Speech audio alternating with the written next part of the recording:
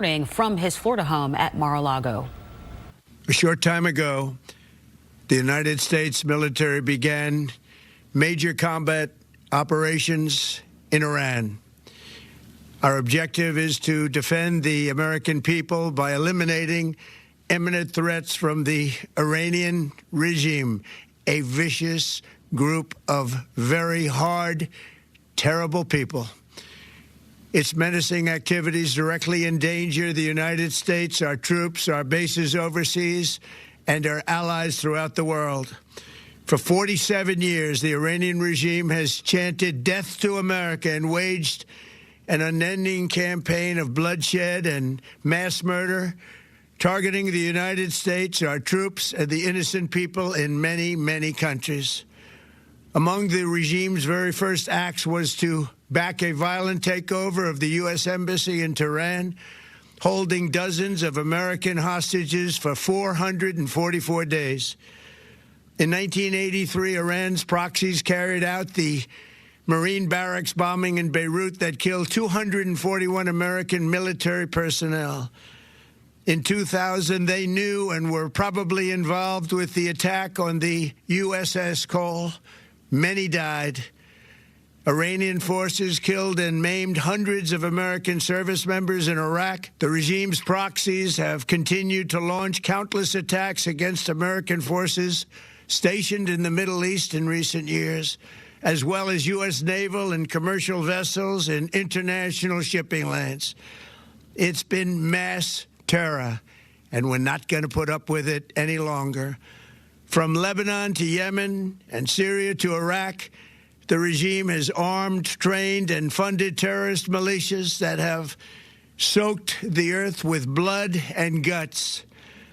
And it was Iran's proxy, Hamas, that launched the monstrous October 7th attacks on Israel, slaughtering more than 1,000 innocent people, including 46 Americans, while taking 12 of our citizens hostage. It was brutal, something like the world has never seen before. Iran is the world's #1 state sponsor of terror and just recently killed tens of thousands of its own citizens on the street as they protested. It has always been the policy of the United States, in particular my administration, that this terrorist regime can never have a nuclear weapon. I'll say it again, they can never have a nuclear weapon. That is why in Operation Midnight Hammer last June, we obliterated the regime's nuclear program at Fordow, Natanz, and Isfahan. After that attack, we warned them never to resume their malicious pursuit of nuclear weapons, and we sought repeatedly to make a deal. We tried. They wanted to do it. They didn't want to do it. Again, they wanted to do it. They didn't want to do it. They didn't know what was happening. They just wanted to practice evil. But Iran refused, just as it has for decades and decades. They've rejected every opportunity to renounce their nuclear ambitions, and we can't take it anymore. Instead, they attempted to rebuild their nuclear program and to continue developing long-range missiles that can now threaten our very good friends and allies in Europe, our troops stationed overseas, and could soon reach the American homeland. Just imagine how emboldened this regime would be if they ever had and actually were armed with nuclear weapons as a means to deliver their message. For these reasons, the United States military is undertaking a massive and ongoing operation to prevent this very wicked, radical dictatorship from threatening America and our core national security interests. We are going to destroy their missiles and raise their missile industry to the ground. It will be totally, again, obliterated.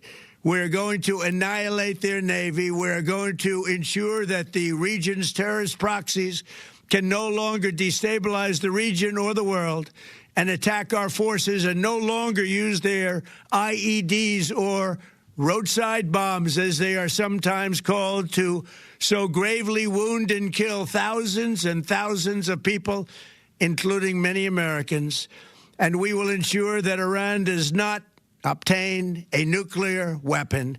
It's a very simple message. They will never have a nuclear weapon. This regime will soon learn that no one should challenge the strength and might of the United States Armed Forces. I built and rebuilt our military in my first administration, and there is no military on earth even close to its power, strength, or sophistication. My administration has taken every possible step to minimize the risk to U.S. personnel in the region. Even so, and I do not make this statement lightly, the Iranian regime seeks to kill. The lives of courageous American heroes may be lost, and we may have casualties. That often happens in war. But we're doing this not for now. We're doing this for the future, and it is a noble mission. We pray for every service member as they selflessly risk their lives to ensure that Americans and our children will never be threatened by a nuclear-armed Iran. We ask God to protect all of our heroes in harm's way, and we trust that, with his help, the men and women of the armed forces will prevail. We have the greatest in the world, and they will prevail. To the members of the Islamic Revolutionary Guard, the armed forces, and all of the police, I say tonight that you must lay down your weapons and have complete immunity, or, in the alternative, face certain death. So, lay down your arms. You will be treated fairly with total immunity, or you will face certain death. Finally, to the great, proud people of Iran, I say tonight that the hour of your freedom is at hand. Stay sheltered. Don't leave your home. It's very dangerous outside. Bombs will be dropping everywhere. When we are finished, take over your government. It will be yours to take. This will be probably your only chance for generations. For many years, you have asked for America's help, but you never got it. No president was willing to do what I am willing to do tonight. Now you have a president who is giving you what you want. So let's see how you respond. America is backing you with overwhelming strength and devastating force. Now is the time to seize control of your destiny and to unleash the prosperous and glorious future that is close within your reach. This is the moment for action. Do not let it pass. May God bless the brave men and women of America's armed forces. May God bless the United States of America. May God bless you all. The president went on to say that American troops may lose their lives during this operation. As of now, it's unclear if there were any casualties as this news develops. I know that there are some air bases within the Middle East that are being attacked by other neighboring, or by Iran, actually, and also other countries around Iran who are friendly to the United States are also saying that they have sustained some attacks as well from Iran.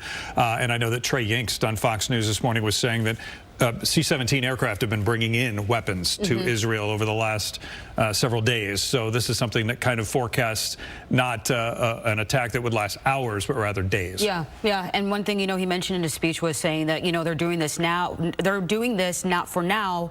We're doing this for the future, and it's a noble mission. So that's how he kind of closed things out. And as you can imagine, there are reactions that's just pouring in, especially from U.S. officials. So Republican Senator Lindsey Graham from South Carolina posted to X this morning. He says, quote, "The end of the largest state sponsor of terrorism is upon us. God bless President Trump, our military, and our allies in Israel. Freedom for the long-suffering Iranian people. This operation is necessary and long justified," end quote.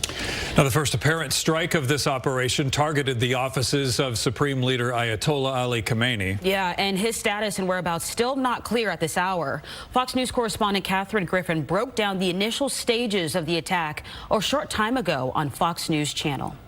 This is a rare joint U.S.-Israeli operation synchronized and planned over a matter of months. A senior U.S. military official tells me this operation will last not hours, but days. Among the initial targets, the Supreme Leader Ayatollah Ali Khamenei's compound, which can be seen in satellite photos as mere rubble at this point.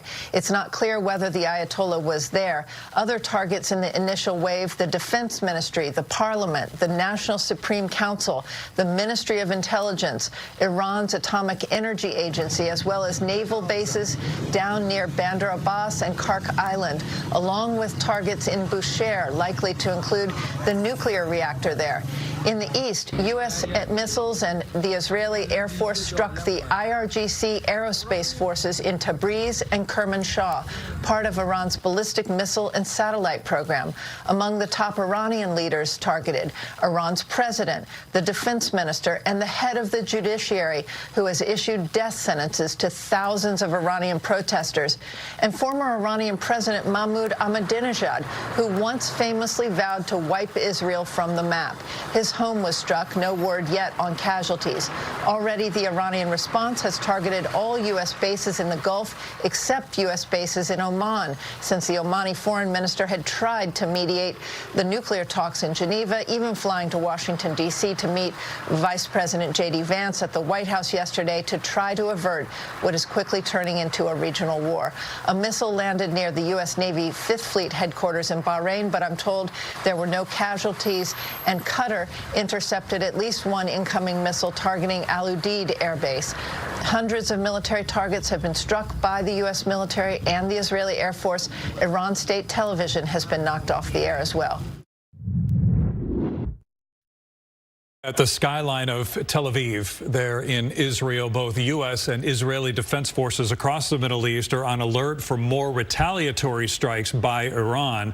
U.S. embassies and consulates across the Middle East and Israel are under shelter in that area, and they've issued a shelter-in-place order for all of the residents there.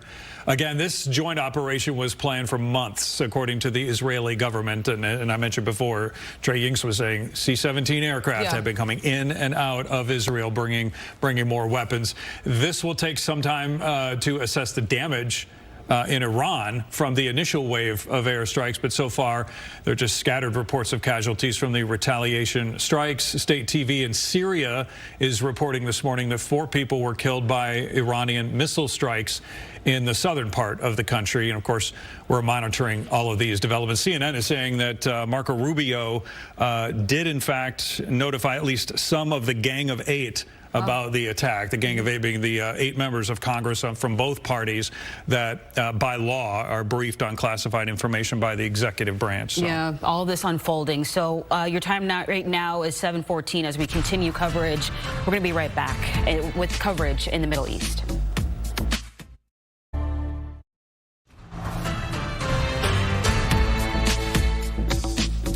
Welcome back on this Saturday morning. Live look at DFW Airport. Your time now, 7:23.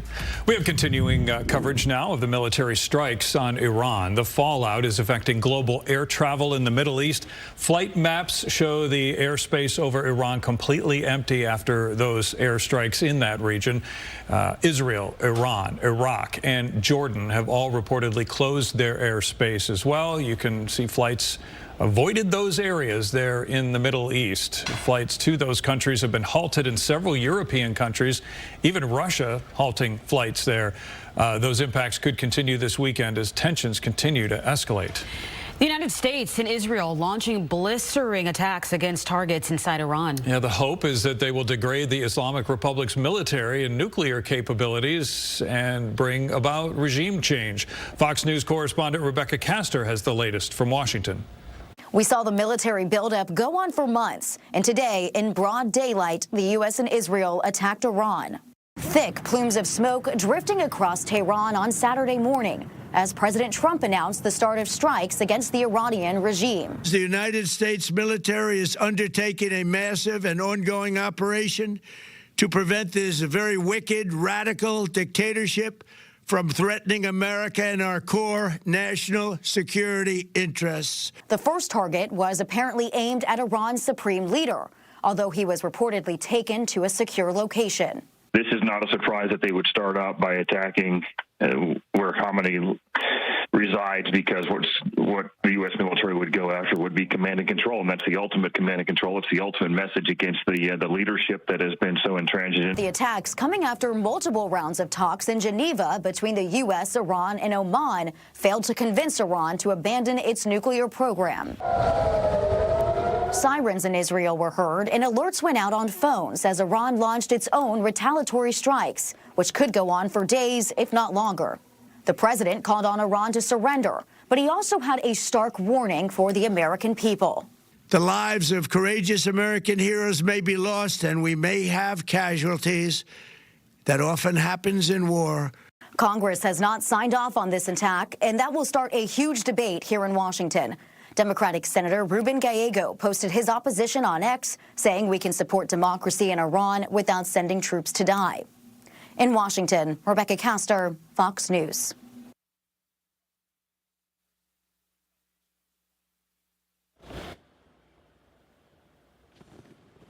To the joint attacks from the U.S. and Israel. Dan. Well, Tizia, the Iranian response has targeted almost all U.S. military bases in the Persian Gulf region, but it doesn't appear there's been much impact to those facilities yet. A missile landed near the U.S. Navy 5th Fleet headquarters in Bahrain, but Fox News was told there were no casualties, and Qatar intercepted at least one incoming missile targeting Al Udeid Air Base. The word we're getting from Israel, air raid sirens are sounding across the country of about 9.5 million people, especially the largest cities, Jerusalem, Tel Aviv, and Haifa in the north. Iran has started its response. Millions of Israelis are in bomb shelters. The sirens that sounded across Tel Aviv were a signal of incoming ballistic missile fire towards the central part of Israel. There have been missile interceptions over Tel Aviv. Those have created some large explosions in the sky as interceptor rounds collide with the missiles. According to sources in Haifa, there is missile fire towards that city, but no impacts reported. Alerts are going out to personal phones of people across Israel. Similar alerts going out through the Israeli news media. The U.S. and Israel attack launched this morning will almost certainly involve striking some of Iran's missile launching positions, as many as the U.S. and Israel can hit. The air defense systems in Israel remain on high alert. President Trump earlier this morning indicating that this is going to be a massive and ongoing operation, adding that the Iranians were given diplomatic opportunities to avoid this, and they did not take them. Fox News correspondent Trey Yingst is also following these developments from Tel Aviv. Remember, the Israelis have extensive intelligence operations that are unfolding as we speak inside of Iran.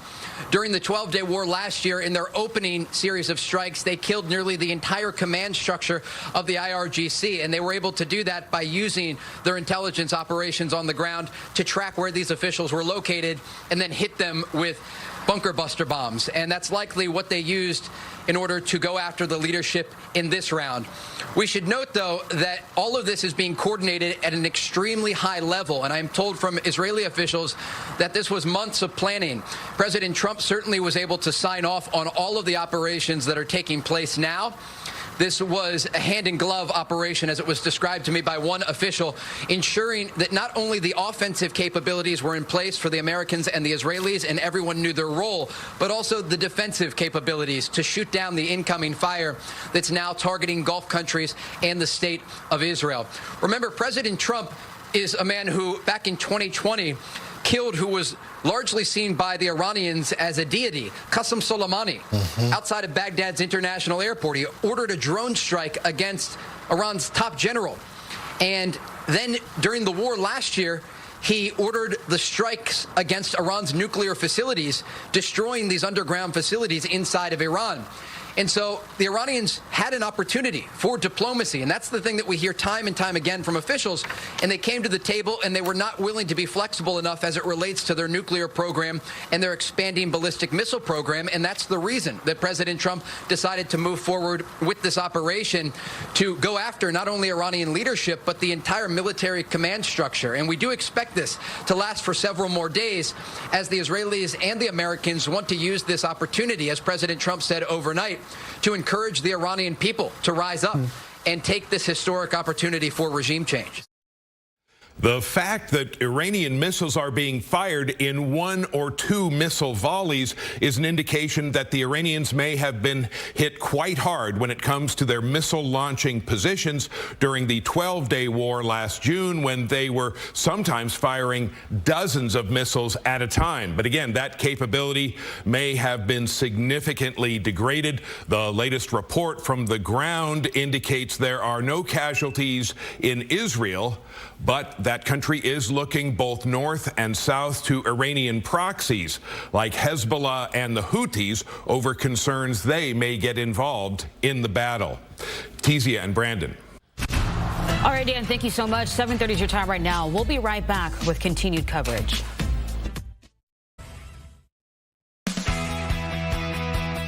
Good Day continues at 7:30 a.m. here on Fox 4.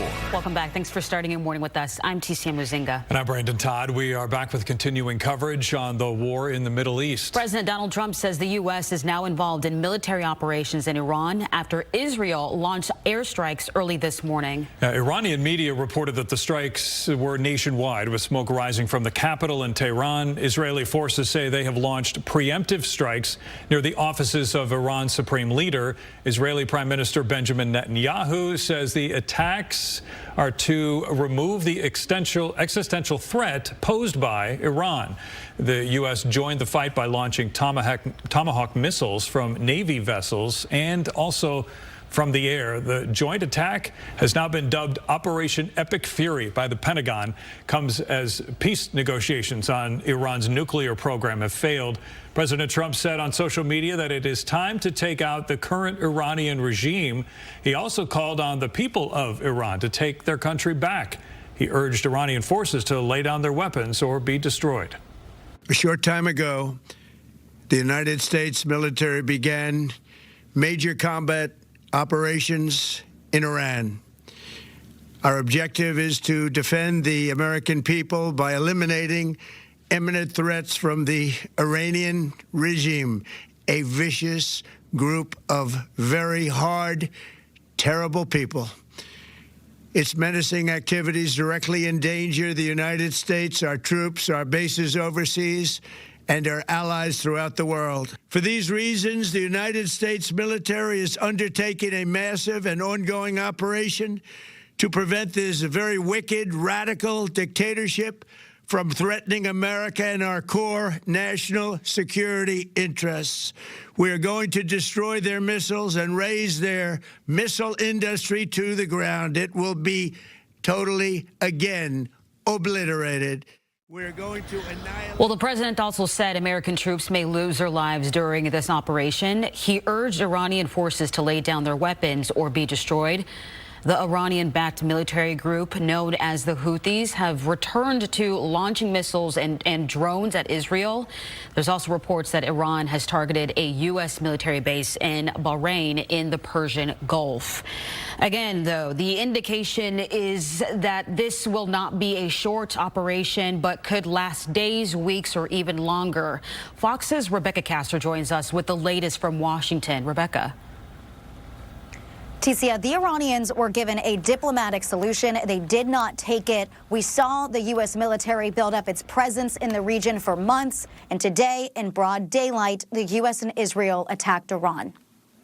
Thick plumes of smoke drifting across Tehran on Saturday morning as President Trump announced the start of strikes against the Iranian regime. The United States military is undertaking a massive and ongoing operation to prevent this very wicked, radical dictatorship from threatening America and our core national security interests. The first target was apparently aimed at Iran's supreme leader, although he was reportedly taken to a secure location. this is not a surprise that they would start out by attacking where Khamenei resides, because what the U.S. military would go after would be command and control, and that's the ultimate command and control. It's the ultimate message against the leadership that has been so intransigent. The attacks coming after multiple rounds of talks in Geneva between the U.S., Iran, and Oman failed to convince Iran to abandon its nuclear program. Sirens in Israel were heard and alerts went out on phones as Iran launched its own retaliatory strikes, which could go on for days, if not longer. The president called on Iran to surrender, but he also had a stark warning for the American people. The lives of courageous American heroes may be lost, and we may have casualties. That often happens in war. Iran is actively retaliating. They have fired missiles at several Middle Eastern countries. It appears many of them were intercepted. But TCI, you mentioned that missile strike in Bahrain, and it appears it was fired near the U.S. Navy base there. It's the headquarters for the U.S. Navy's 5th Fleet, the sailors behind every American operation in the Persian Gulf. It is likely this base was evacuated ahead of time, and early reporting indicates that there were no American casualties. Fox is working to confirm that. TCF, back to you. Well, Rebecca, I want to ask you real quick. I mean, during the president's speech, he did mention the operation last June where they destroyed Iran's nuclear program at 3 locations. Can you talk more about just how the U.S. got into this moment? And also, what's the latest reaction we're getting from lawmakers in Capitol Hill? Yes. So Trump mentioned in his speech that the primary reason for this attack was Iran's unwillingness to abandon its nuclear program. That operation back over the summer, Operation Midnight Hammer, they believe it was successful in obliterating some of Iran's nuclear sites. However, they were actively working to build those sites back up. And there were talks over several days. The U.S. diplomats, Steve Witkoff and Jared Kushner, had talks with Iran's foreign minister and other leaders there, and that was their red line. Iran was not willing to give up its nuclear enrichment, and so that is why we are in this situation today. As far as reaction from Capitol Hill, we are getting a vast, very different reactions. Most of it is along party lines. Republicans are supporting the operation and believe this is Iran's chance for the Iranian people to usher in a new era of peace. Democrats are being very vocal about how they did not receive congressional approval. The U.S. President Trump did not receive approval from Congress. Top lawmakers were notified, but it wasn't, a vote by Congress as a whole. So that is going to be a lot of the debate here that you hear over the next few days in Washington. Rebecca Castor, thank you so much for joining us this morning. Israel's Defense Force posted to social media about the operation. They said, quote, Operation Roaring Lion, the IDF and the U.S. Armed Forces have launched a broad and joint operation to thoroughly degrade the Iranian terrorist regime and to remove existential threats to Israel over time. The Iranian regime has not abandoned its plan to destroy Israel. The regime has continued financing training and arming its proxies positioned on Israel's borders. These actions constitute an existential threat to Israel and pose a danger to the Middle East and the world as a whole. The United Arab Emirates says they successfully defended an attack from Iranian missiles thanks to its defense system. The Ministry of Defense posted these images of an Iranian ballistic missile. The agency says one person of Asian nationality was killed. They say the debris hit a residential neighborhood, also resulting in minor damage.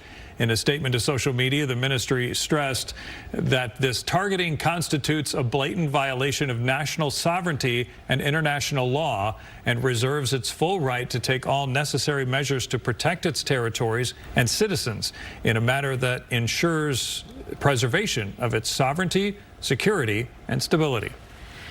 And of course, reactions coming in from across the globe. Iranian political activist Reza Pahlavi, who was exiled to the U.S. for his work, released a statement. Now, he is calling on Iranians to take back the country from the Islamic Republic.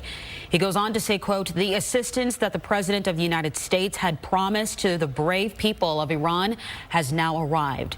This is a humanitarian intervention, and its target is the Islamic Republic, its apparatus of repression oppression and its machinery of killing, not the country and great nation of Iran. However, despite the arrival of this assistance, the final victory will still be achieved by us. It is we, the people of Iran, who will finish this task in this final battle. The time to return to the streets is approaching. That is the latest development right now. 7:41 is your time right now. Stay with us. We'll be right back with continued coverage of what's happening and unfolding in the Middle East. Comptroller. Live look at Reunion Tower on this Saturday morning. It is 7:49. Countries across the Middle East are bracing for more retaliation as Iran continues to launch airstrikes. Fox Sports' Dan Godwin is live with more on the response to the joint attacks from the U.S. and Israel. Dan. Well, good morning, Tizia. The Iranian response has targeted almost all U.S. military bases in the Persian Gulf region, but it doesn't appear there's been much impact in those facilities yet. A missile landed near the U.S. Navy 5th Fleet headquarters in Bahrain, but Fox News was told there were no casualties, and the nation of Qatar intercepted at least one incoming missile targeting Al Udeid Air Base. The word we're getting from Israel, air raid sirens are sounding across the country of about 9.5 million people, especially the largest cities, Jerusalem, Tel Aviv, and Haifa in the north. Millions of Israelis are in bomb shelters. The sirens that sounded across Tel Aviv were a signal of incoming ballistic missile fire towards central Israel. There have been missile interceptions over Tel Aviv. Those have created large explosions in the sky as interceptor rounds collide with the missiles. According to sources in Haifa, there is missile fire toward that city, but no impacts reported. Alerts are going out to personal phones of people across Israel. Similar alerts going out through Israeli news media. The U.S. and Israeli attack launched this morning will almost certainly involve striking some of Iran's missile launching positions, as many as the U.S. and Israel can hit. President Trump earlier this morning indicating that this is going to be a massive and ongoing operation, adding that Iranians were given diplomatic opportunities to avoid this, and they did not take them. Fox News correspondent Trey Yingst is also following these developments from Tel Aviv. This morning, an alert went out to Israelis to head to bomb shelters, and air raid sirens sounded across the country. This was an advance alert for the Israeli people. Throughout the morning, dozens of missiles have soared through the skies of this country. We understand the majority of them have been shot down by Israeli air defense systems. There is some shrapnel damage and light injuries, but nothing significant so far like during the 12-day war last summer.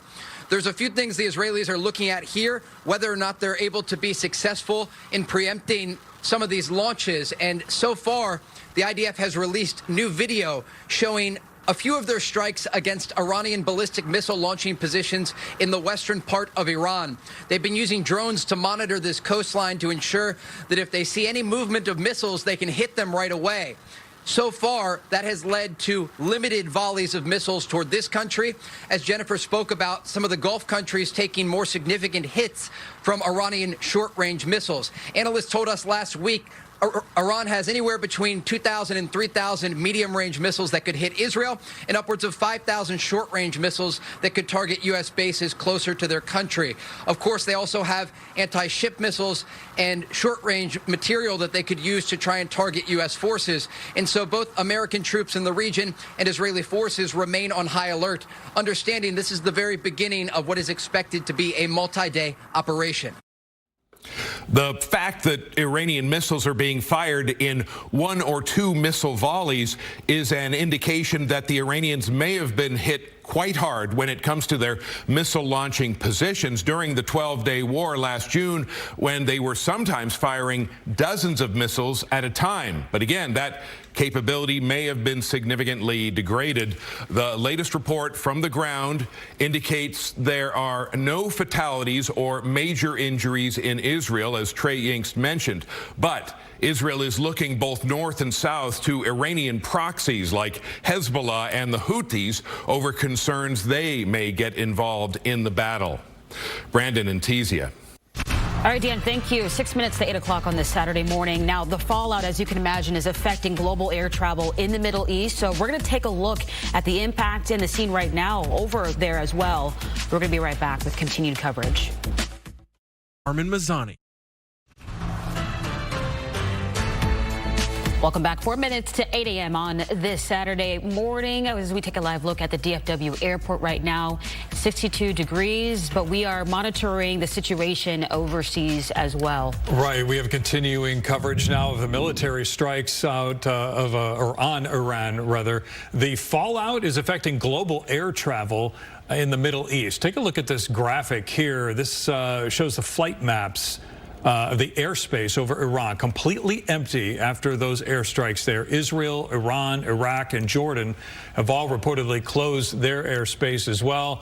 You can see just that empty space there showing those flights avoided those areas in the Middle East. Flights to those countries have been halted in several European countries and even Russia. Those impacts could continue this weekend as tensions continue to escalate.